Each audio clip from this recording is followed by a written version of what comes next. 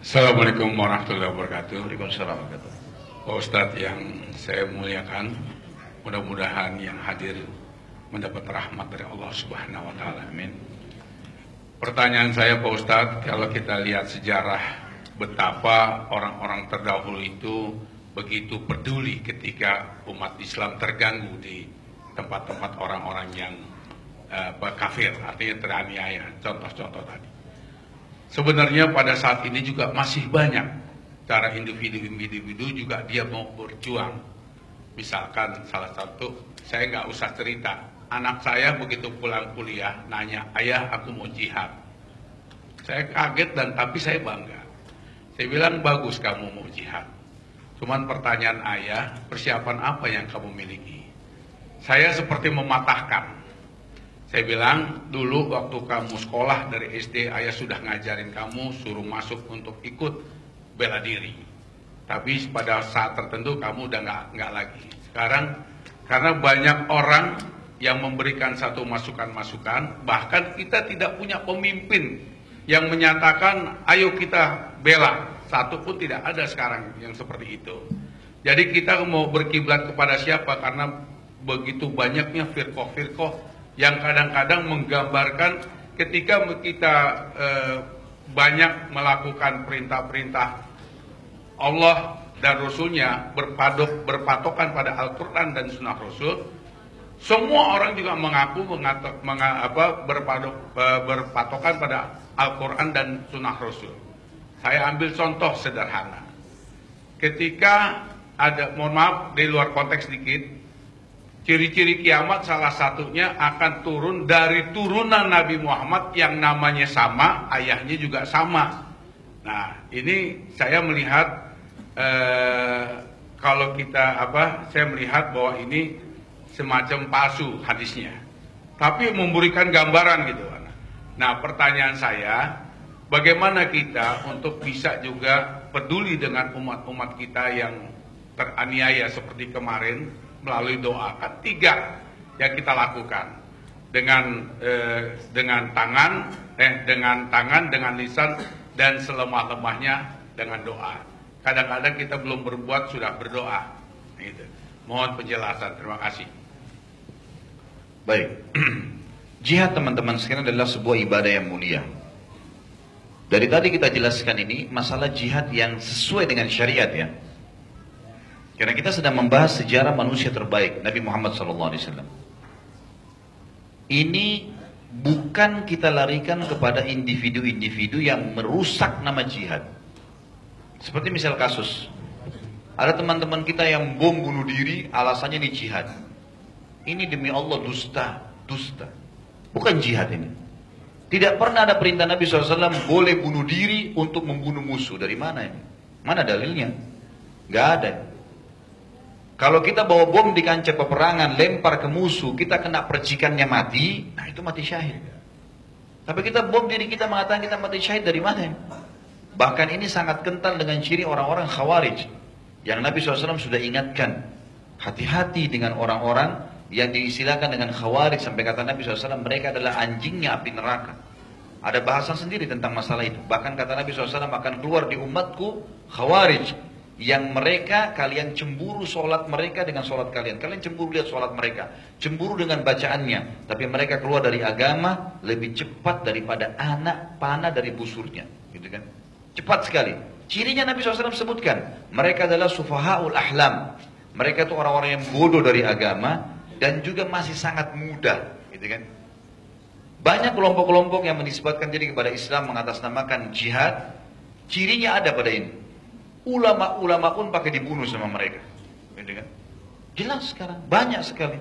Banyak kelompok. Kalau kita mau sebutkan banyak begitu, menisbatkan nama. Jadi kalau kita mau tahu jihad yang sebenarnya, memang harus ada fatwa ulama yang diakui sedunia. Kasusnya, seperti orang ulama memfatwakan di Palestina memang adalah jihad. Jelas, tidak ada ulama yang memungkiri masalah itu. Siapa yang mampu dengan fisiknya dia bantu. Siapa yang tidak mampu dengan itu dia bisa bantu dengan harta. Siapa yang tidak bisa dia bantu dengan doa, gitu kan? Tetapi bukan berarti mengatasnamakan jihad ini. Bahkan sekarang banyak lembaga-lembaga ini bahkan terkenal, gitu kan? Saya punya beberapa data-data dikirim sama teman-teman dari Timur Tengah, mengagetkan sekali, ternyata dibentuk sengaja oleh musuh-musuh Islam, mengatasnamakan Islam, bahkan jenderal-jenderalnya mereka adalah orang-orang Yahudi. Salah satu jenderal ISIS sekarang itu orang Yahudi. Berapa tokoh-tokohnya semua orang Yahudi, dan ada fotonya waktu dia masih di militer Amerika dan sekarang sudah berjenggot, itu jenderalnya. Yahudi dari Georgia, dan ada beberapa Yahudi-Yahudi yang lain. Mereka yang memotivasi umat Islam, lisannya seperti umat Islam, ngajak supaya bunuh orang Islam yang tidak sepaham. Ini hanya untuk mengacaukan saja. Ini hanya mengacaukan kaum muslimin. Dan mereka memerangi kita dari dalam. Mestinya kita harus cerdas berpikir gitu loh. Bukan orang-orang seperti ini yang kita jadikan sebagai pegangan, tapi kita menerima fatwa para ulama. Dan teman-teman sekalian, Nabi Muhammad SAW, ini bukan masalah memuji Saudi, bukan. Nabi SAW lahir di Mekah. Sampai menerima wahyu umur 53 tahun, 13 tahun di Mekah, sampai 13 tahun menerima wahyu dari umur 40 sampai 53 di Mekah. Dan sampai sekarang Allah sudah buktikan depan mata kita Mekah aman, tentram, ada Ka'bah, orang bisa ibadah. 10 tahun fase hidup Nabi SAW yang mengembangkan Islam dengan ekspansi jihadnya, dengan dakwanya dan seterusnya, gitu kan? Itu di Madinah, dan sampai kuburan beliau ada sekarang di Madinah. Kuburan para sahabat ada di Madinah. Allahu a'lam, saya pribadi melihat dua kota mulia ini menjadi rujukan, mestinya, gitulah. Fatwa ulama selalu kalau saya temukan di sana keluar meluruskan kalau ada sesuatu umat Islam salah, diingatkan, ini salah, ini salah, ini salah, selalu begitu. Pada saat terjadi perang antara kaum muslimin dengan orang-orang Rusia di Afghanistan tahun 90 ya, waktu itu saya masih pertama sekali injakan kaki di Madinah. Seluruh ulama di dua kota mulia ini memberikan fatwa, akhirnya seluruhnya ikut. Kalau itu adalah jihad.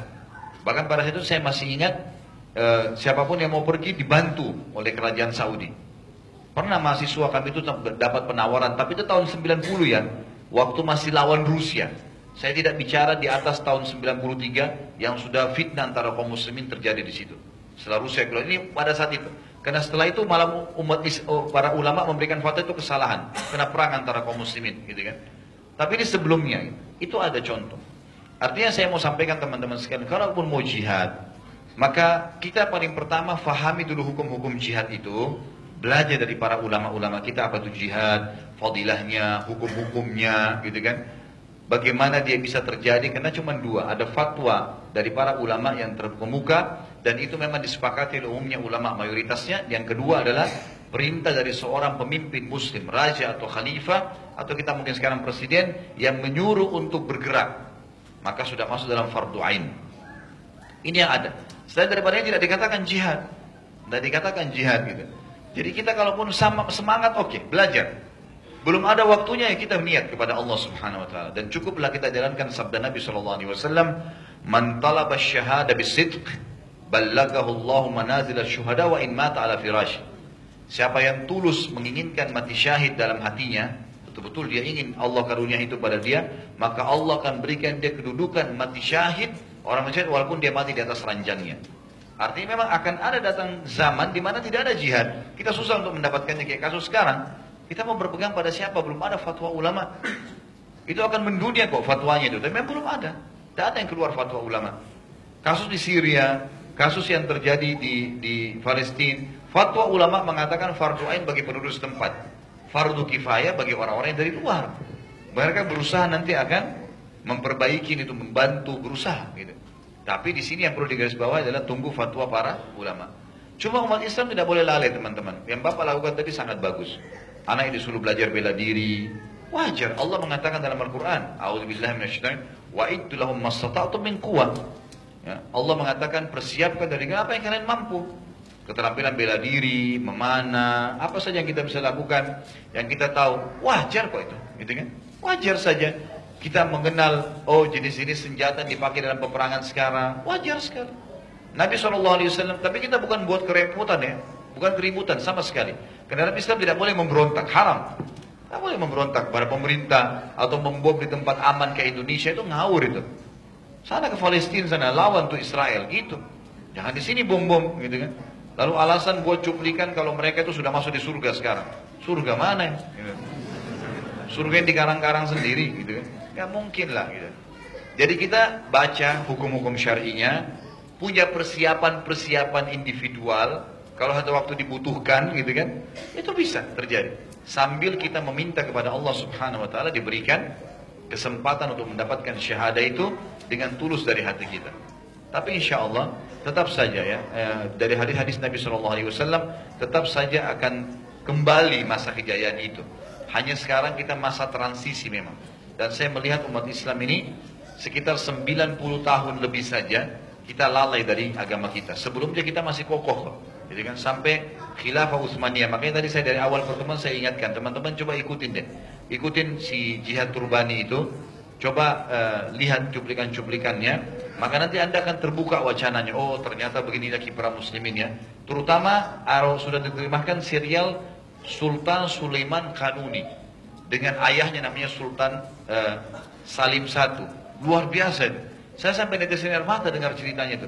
Sampai Jihad Turbani juga waktu baca kisahnya, dia sampai waktu mau meninggal dia nangis dalam penyampaian. Dia coba tahan suaranya karena luar biasa kiprahnya yang umat Islam tidak tahu. Sampai bahasa sederhananya Jihad mengatakan, kalau seandainya bukan karena perilaku mereka ini, mungkin banyak kaum muslimin sekarang sudah menjadi pengembala babi-babi di wilayah kekuasaan orang-orang Kristen. Karena memang waktu itu dia menghadang betul-betul perang salib yang besar. Sampai waktu Sulaiman Kanuni mati teman-teman sekalian, itu seluruh gereja di Eropa pesta.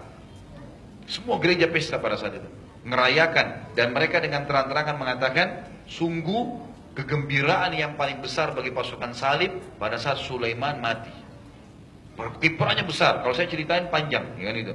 Maka Bapak Ibu bisa kembali dengarin di YouTube. Mudah-mudahan sudah diterjemahkan ke bahasa Indonesia bahasanya, gitu kan. Itu seperti itu. Allahu a'lam. Jadi seperti apa yang saya bahasakan tadi. Kemudian yang saya tanggapi juga gini Pak. Tadi Bapak bilang ada hadis Nabi yang berbunyi, akan datang akhir zaman orang yang sama nama saya dan sama nama ayah saya. Itu bukan hadis palsu Pak, itu hadis sahih.